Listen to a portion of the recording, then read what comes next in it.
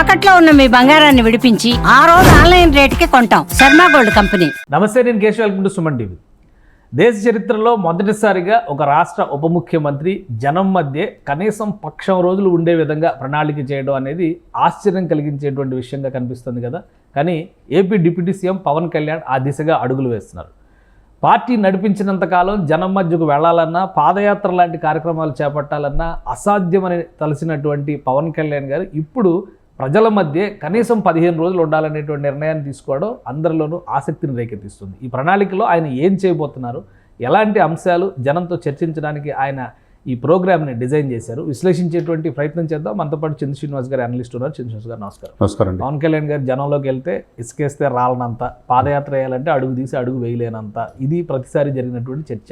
బహుశా deputy CM అయిన తర్వాత ఆయన ఒక ప్రతి నెల ఏదో ఒక కార్యక్రమం పెట్టుకొని జనంలోకి వెళ్తున్నారు. ఇప్పుడు ఏకంగా జనం మధ్యనే కనీసం 15 రోజులు గడిపేటువంటి ప్రణాళిక ఏంటి, అసలు దీని సారాంశం ఏంటి, ఎందుకు ఇలాంటి కార్యాచరణ తీసుకుంటున్నారు? ఇది సరికొత్త నిర్ణయం అండి. మీరు అన్నట్టు దేశ చరిత్రలోనే ఆ పొజిషన్లో ఉండే ముఖ్యమంత్రి, ఉప ముఖ్యమంత్రి పొజిషన్లో ఉండి పవర్ ఎంజాయ్ చేసే వాళ్ళు ఉంటారు, పవర్ ద్వారా తను ప్రూవ్ చేసుకునే వాళ్ళు ఉంటారు. కానీ ప్రజల యొక్క మనల్ని పొందినప్పుడే మళ్ళా వీళ్ళే కావాలని కోరుకుంటారు ప్రజలు. మరి 164 సీట్లు ఇచ్చినప్పుడు ఎప్పుడు చెప్తుంటాడు, మన తలకి విజయాన్ని నెత్తికెక్కించుకోకూడదని చెప్పి. ఆ విధంగా 6 నెలల్లో మనం క్షణం తిరిగి లేకుండా మనం చూసాం. సినిమాలు కూడా పక్కన పెట్టి సినిమాలు నైట్ చేసుకుంటే పగులంతా పరిపాలన దృష్టి పెట్టాడు. కేంద్ర ప్రభుత్వం నుంచి నిధులు తీసుకురావడంలో, ప్రాజెక్టులు తీసుకురావడంలో ఎప్పుడు లేని విధంగా గత దశాబ్ద కాలంలో మనం చూస్తే బడ్జెట్లో ఆంధ్రప్రదేశ్కి చాలా చక్కగా కేంద్ర ప్రభుత్వం కూడా సహాయం చేస్తుంది. ఇవన్నిటి కారణం ఏంటి? ఈ యొక్క కూటమి సమన్వయం లోపం లేకుండా డబుల్ ఇంజిన్ సర్కాలే ఉంది. అంటే ఇద్దరు కూడా ఆ విధంగా ఆయనకున్న అనుభవం, ఈయనకున్న పోరాట పటిమ, మోదీ గారి ఆశీస్సులు మెండుగా ఉన్నాయి కాబట్టి రాష్ట్రం సుభిక్షంగా మొన్నటిదాకా ఈ అమరావతి పరిస్థితి ఏంది, అంధకారం అయిపోయింది, శ్మశాన వాతావరణం అనే పరిస్థితి నుంచి ఆశలు చిగురించినాయి. పనులు జరుగుతున్నాయి, ప్రాజెక్టులు వస్తున్నాయి, వేలాది మందికి ఎంప్లాయ్మెంట్ అవకాశాలు వస్తున్నాయి, వందలాది మంది పరిశ్రమలు పెట్టడానికి వస్తున్నారు, దేశ విదేశాల నుంచి ఔత్సాహికులు వస్తున్నారు. ఇవన్నిటి కారణం ఏంటంటే నాయకత్వం.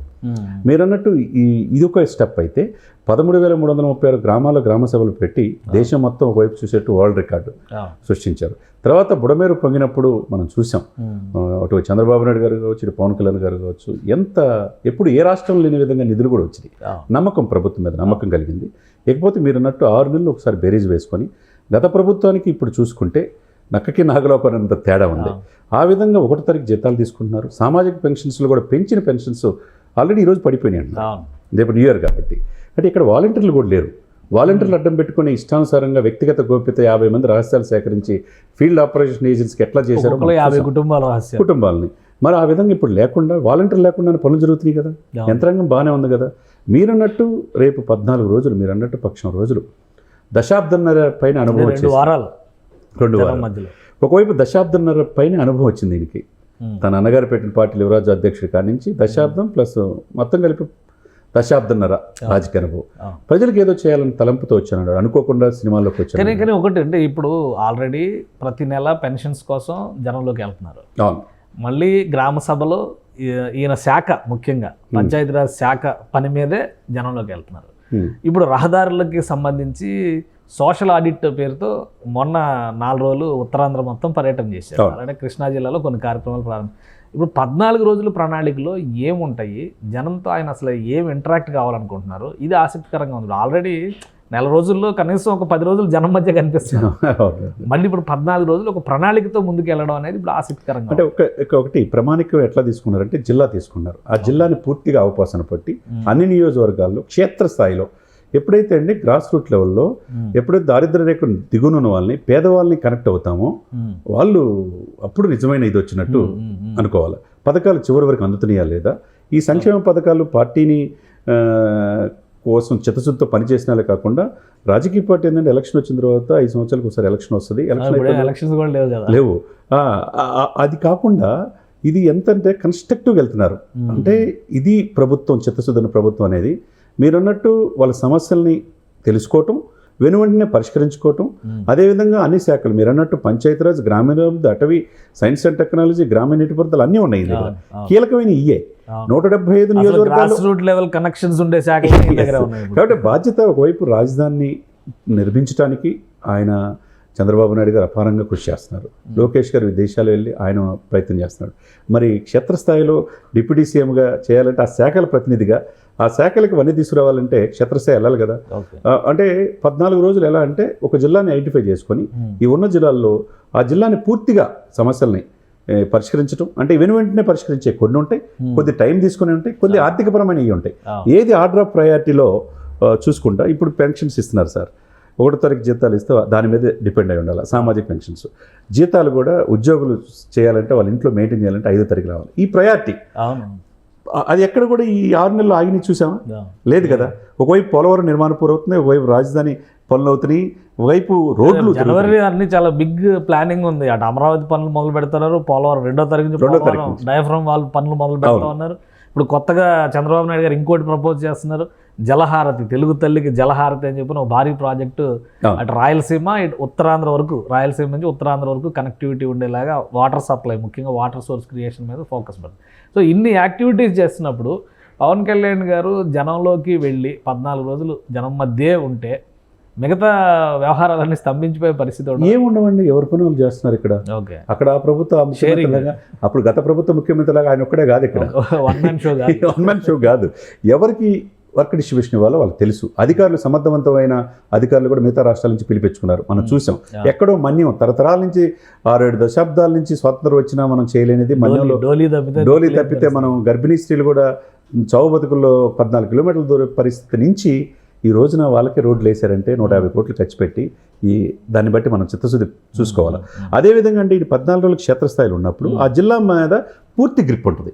గ్రిప్ ఉంటమే కాకుండా సమస్యను పరిష్కరించుకోవచ్చు. అధికారులకు కూడా ఒక జవాబుదారితనం ఉంటుంది. అకౌంటబిలిటీ లేకుండా అధికారులు ఇష్టానుసారంగా చేయడానికి అవకాశం ఉండదు. అటు లా అండ్ ఆర్డర్ క్రమశిక్షణలో ఉంటుంది, ఆడవాళ్ళ భద్రత కావచ్చు. తర్వాత గంజాయి, గత 5 సంవత్సరాల్లో గంజాయికి అక్రమ మద్యం ఇష్టానుసారంగా ఉంది. అవి మొత్తం కంట్రోల్ చేయడానికి ఉంటుంది. కాబట్టి మన దగ్గరికి వచ్చినప్పుడు మనం జాగ్రత్తగా ఉండాలి, మనం పనిచేయాలని అన్ని శాఖల సమన్వయంతో పనిచేసే అవకాశం ఉంటుంది. యువత కూడా ఏంటి 14 రోజులు ఏం చేయబోతున్నాడు అనేది ఆసక్తి ఉంటుంది, ముఖ్యంగా మహిళలు. కానీ ఇక్కడ మీడియాతో నిన్న చిట్ చాట్లో కూడా ఒక మాట అన్నారు, మేము పార్టీ పైన దృష్టి పెడతామని ఒక మాట అన్నారు. సో ఇప్పుడు 14 రోజుల పాటు క్షేత్రస్థాయిలో ఈయన మకాం వేస్తే పార్టీకి సంబంధించినటువంటి ప్రణాళికను కూడా దిద్దుబాటు, సర్దుబాటు లేదా పునర్వ్యవస్థీకరించేటువంటి ప్రయత్నాలు వాటిపైన కూడా ఫోకస్ ఉంటుందా? 100% ఉంటుందండి. సమస్యలు ప్రజలు పరిష్కరించడమే కాదు, తన పార్టీని తను బతికించుకోవాలి కదా.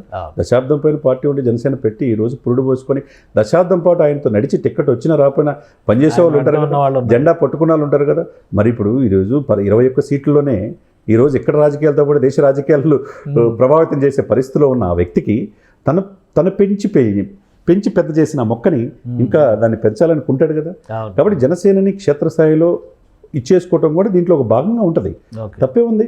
ఎవరి పార్టీ ఎవరు పోగొట్టుకోరు కదా. ఇప్పుడు పార్టీ నిర్మాణంతో పాటు ప్రభుత్వ వ్యవహారాలని కూడా చక్కదిద్దే డెఫినెట్గా పార్టీ నిర్మాణం ఒకటి, ప్రభుత్వ పాలసీలు ఏదైతే వీళ్ళు 6 గ్యారెంటీల ద్వారా వెళ్ళారో 6 గ్యారెంటీలు ప్రజలు ఏ విధంగా తీసుకెళ్ళాలి, రోడ్లు లేకపోతే రోడ్లు ఎలా వేయాలి, పంచాయతీలు ఏ విధంగా పూర్వవైపును తీసుకురావాలి, తర్వాత దీంతోపాటు కేంద్ర ప్రభుత్వం ఇచ్చే మ్యాచింగ్ గ్రాంట్లు నిధులు ఏ విధంగా, గత ప్రభుత్వం పట్టించుకోలేదు కదా సార్.